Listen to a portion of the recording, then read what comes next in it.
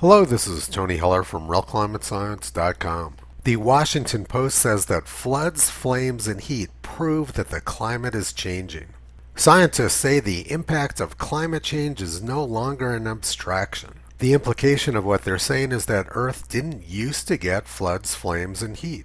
So let's go back to the year 1898, which NASA says was one of the coldest years on record.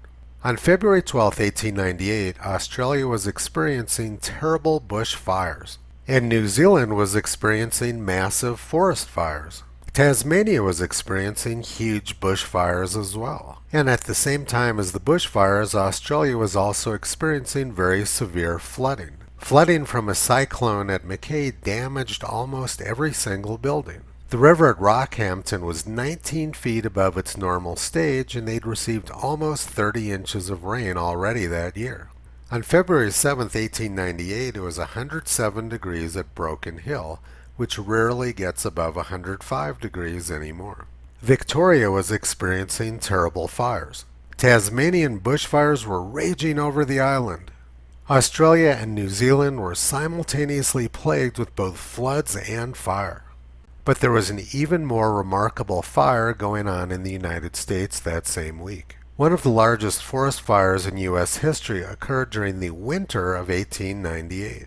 About 3 million acres of forest in the Carolinas burned up in just a few hours. It was an incredible fire. To put that in perspective, that's more forest burn acreage than occurred in all of California this entire year. And it occurred in the middle of February.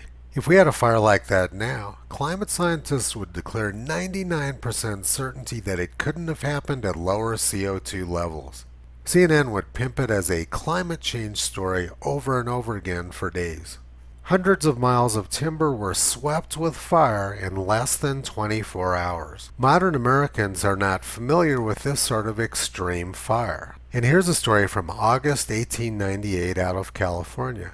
Fire threatens the big trees. The giant sequoias in California were threatened with fire. And here's exactly the same story from 2021, except this time the press blamed it on climate change. At the same time as the California fires, the south of France was also having a huge fire. Earlier in the year, during April, Northern California was on fire, and Southern California was on fire as well. This fire occurred in April.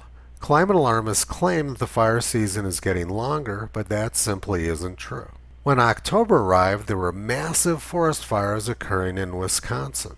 Colorado was on fire during June and July. California was having disastrous forest fires exceeding 100 square miles.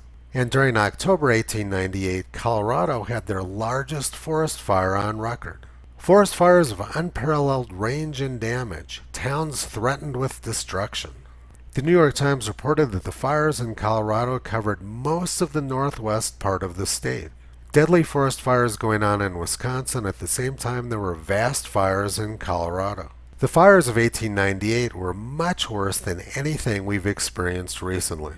We've covered fires and floods. Now let's look at the third Washington Post claim about heat. During this summer's heat wave, the temperature in Oregon got all the way up to 118 degrees Fahrenheit.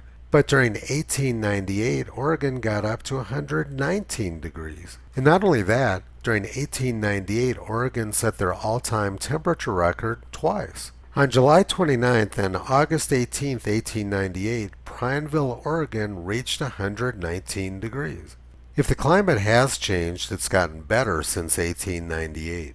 None of the claims being made by the Washington Post about climate change have anything to do with science or anything to do with reality.